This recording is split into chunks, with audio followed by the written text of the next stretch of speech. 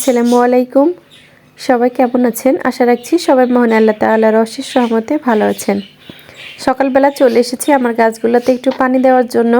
শীতের সকালে গাছগুলো এত সতেজ লাগে। আমাদের যেমন কারোর শীতকাল পছন্দ, আবার কারোর গরম পছন্দ। গাছের ক্ষেত্রেও কিন্তু ঠিক এমনই। কিছু কিছু গাছ আছে যেগুলো শীতের সময় অনেক বেশি ভালো হয়, আর গরমের সময় সেগুলো এত বেশি ভালো হয় না। আবার কিছু গাছ আছে শীতের সময় নষ্ট হয়ে যায়, কিন্তু গরমের সময় সেগুলা নিজেদের সৌন্দর্য প্রকাশ করতে শুরু করে। আমার এই তো ছাদ বাগানেও সেরকম একই অবস্থা। বিশেষ করে কিছু কিছু যে সাকুলেন্ট টাইপের গাছগুলো আছে, ওইগুলো আর কি হচ্ছে, যেমন মানি প্লান্ট, এরপর আরও অনেক প্রকার আছে। তো ওইগুলো আর কি হচ্ছে শীতের সময় একদম নেতিয়ে গেছিলো। এখন যখন শীত কমতে শুরু করেছে তখন আস্তে আস্তে আর কি গাছগুলো বেশ ভালোই হচ্ছে, তাদের রূপ পরিবর্তন করছে, নতুন নতুন পাতা গজাচ্ছে। তো গাছগুলো আগের থেকে অনেক বেশি সতেজ হচ্ছে। আর আমি এখানে একটু যে কি সবজি আছে না আছে সেগুলো দেখে নিচ্ছিলাম। 3টা ক্যাপসিকাম নিয়ে নিলাম, এটা দিয়ে এখন হচ্ছে বাবুর জন্য কিছু একটা তৈরি করে দিব, যার জন্য আর কি নিয়ে নিলাম। এটা ছিল শবে বরাতের হচ্ছে দিনের একটা ভিডিও। তো আজ করি কাল করি করে বরাবরের মতো শেয়ার করতে করতে একটু লেটই হয়ে গেল। ছাদ থেকে এসে দেখি এই তো সে ঘুম থেকে উঠে বসে বসে খেলছে। তারপর দুপুরের দিকে তো রান্না বান্না করছি। আসলে শবে বরাতে তো ওইভাবে ভালো মন্দ খাওয়ার কোনো নিয়ম নাই। শবে বরাতটা হচ্ছে মূলত এবাদত বন্দেগী করার, কিন্তু তারপরেও ওদের বাবা বলল যে কিছু একটা রান্না করো। চাউলের আটার রুটি অনেক দিন হলো খাওয়া হয় না। এমনিতে নর্মালি দেখা যাচ্ছে মাংসের সাথে লাল আটার রুটি অথবা ময়দার রুটি খাওয়া হয়, কিন্তু চাউলের আটার রুটিটা বানাতে আমার কাছে একটু ঝামেলা লাগে, যার জন্য তো সচরাচর খাওয়া হয় না। ওই জন্য ওর বাবা বলল যে একটু মাংসের সাথে চাউলের আটার রুটিটা আজকে করো, জাস্ট এমনিতেই, সবে বরাত উপলক্ষে, কোনো কিছু না। তো বাবুকে নিয়ে আর কি কিভাবে আমি রান্না বান্না করলাম সেটাই মূলত আজকে আপনাদের সাথে শেয়ার করব। আসলে এক হাতে বাবুকে নিয়ে সব কাজ করতে গিয়ে একটু দেরি হয়ে যায়, আর কষ্ট হয়ে যায় অনেকটা। দেখা যাচ্ছে সময় মতো সব কিছু করতে পারি না, একদিকে করলে আরেক দিক হয় না। রান্না করতে গেলে দেখা যাচ্ছে সংসারের বাকি যে কাজগুলো আছে ওইগুলো সময় মতো করতে পারি না, তারপরেও চেষ্টা করি। তো আমি হয়তো বসে মাংসগুলা কেটে নিচ্ছিলাম, আর সে খাটের উপরে বসে বসে আর কি দেখছিল আমি কি করি না করি। তারপরে তো রান্না বান্না করতে চলে এসেছি। গরুর মাংস আমি সবসময় প্রেশার কুকারে রান্না করি, এতে করে সহজে রান্না হয়ে যায়, আর সেই সাথে ভালো মানে সিদ্ধ হয়, যার জন্য আর কি প্রেশার কুকারেই দিই। আর মাংস একটু নরম না হলে আমার কাছে খেতে অতটাও ভালো লাগে না। তো প্রথমে পরিমাণ মতো তেল দিয়ে এরপর হচ্ছে দারচিনি দিয়েছি, এরপর কিছুটা পরিমাণ পেঁয়াজ কুচি দিয়েছি, আর সেই সাথে দিয়ে দিলাম কয়েকটা গোলমরিচ। এখন ভালোভাবে পেঁয়াজটা বেরেস্তা করে নিয়ে এখন এখানে হচ্ছে আদা, রসুন, জিরা, এলাচ, পেঁয়াজ, তারপরে আর অন্যান্য যে মশলাগুলো লাগে সব কিছু একসাথে আমি ব্লেন্ড করে নিয়েছিলাম, ওইগুলো দিয়ে দিলাম।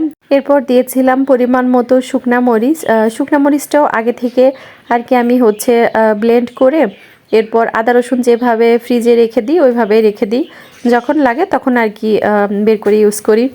এরপর এখানে মাংসটা দিয়ে দিয়েছি, তারপর পরিমাণ মতো লবণ, হলুদ দিয়ে এখন নেড়ে চেড়ে ঢাকনা দিয়ে কিছুক্ষণ এটা কষিয়ে নিব। এখানে কিন্তু আমি হচ্ছে এক্সট্রা কোনো পানি অ্যাড করছি না, মাংস থেকে যে পানিটা বের হবে ওইটা দিয়ে হচ্ছে কষিয়ে নিব। আর সামান্য একটুখানি পানি অ্যাড করে এখানে আমি ঢাকনা দিয়ে হচ্ছে যতটা পরিমাণ হচ্ছে আর কি মাংসটা সিদ্ধ করার জন্য সময় লাগে বা যতটা হচ্ছে বাসি দেওয়া লাগে ওইগুলো আর কি দিয়ে নিব। আমি এখানে 7 থেকে 8টা মতন হচ্ছে বাসি দিয়ে নিয়েছি। তারপর এই তো এখানে হচ্ছে আমি চালের আটার রুটি বানাবো, যার জন্য আটাটা করে নিচ্ছি। আর এটা আমার কাছে সব থেকে বেশি বিরক্ত লাগে।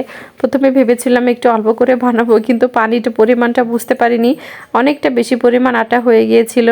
তো এই রুটিগুলা বানাতে আমার অনেক কষ্ট হয়েছিল, যদিও সব একসাথে বানাইনি। দুপুরে কিছু করেছিলাম আর অল্প একটু রেখে দিয়েছিলাম, সেটা পরবর্তীতে আবার করেছিলাম। তো ওইদিকে আর কি আটাটা ঠান্ডা হতে হতে আমি এখানে ভাবলাম একটু সুজির হালুয়াও করে নিই, যেহেতু রুটি বানাচ্ছি, মাংস তো আছেই, তাই হালুয়াও একটু করে নিলাম। ঝাল মুখের পরে একটু মিষ্টি মুখ ভালোই লাগে। তো প্রথমে আমি এখানে সুজিটা ভেজে নিয়েছি, তারপরে তো পরিমাণ মতো দুধ দিচ্ছি। এখানে আধা লিটারের মতো দুধ ছিল। এরপর এখানে বাদাম আর কিশমিশ দিয়ে দিচ্ছি। তারপর দিলাম এলাচ আর দারচিনি। আমি আজকে হচ্ছে হালুয়াটা গুড় দিয়ে রান্না করব, সেজন্য পরিমাণ মতো এখানে খেজুরের গুড় দিয়ে দিচ্ছি।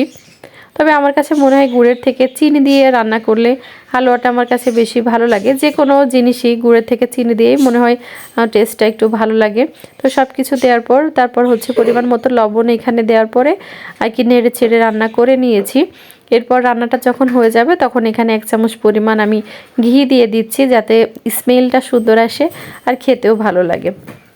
তারপর এতে হচ্ছে মাংসটা আমার অলমোস্ট সিদ্ধ হয়ে গেছে। এখন এখানে আগে থেকে লবণ আর হলুদ দিয়ে আলু ভেজে রেখেছিলাম, সেগুলাই আর কি অ্যাড করে দিচ্ছি।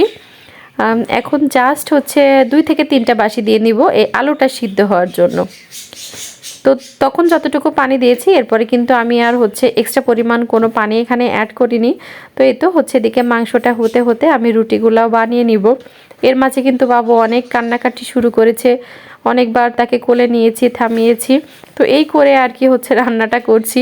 তো শেষমেশে যে ফাইনাল যে লুকটা, মানে কি কি রান্না করলাম বা কেমন হলো না হলো, ওইটা আর কি সময়ের অভাবে ওইভাবে ভিডিও করতে পারিনি। তো এটাই ছিল আর কি হচ্ছে বাবুকে নিয়ে শবে বরাতে এক হাতে আমার রান্না বান্না। তো ভিডিওটা কেমন লাগলো অবশ্যই কমেন্টের মাধ্যমে জানাবেন। সবাই ভালো থাকবেন, সুস্থ থাকবেন। আল্লাহ হাফিজ, আসসালামু আলাইকুম।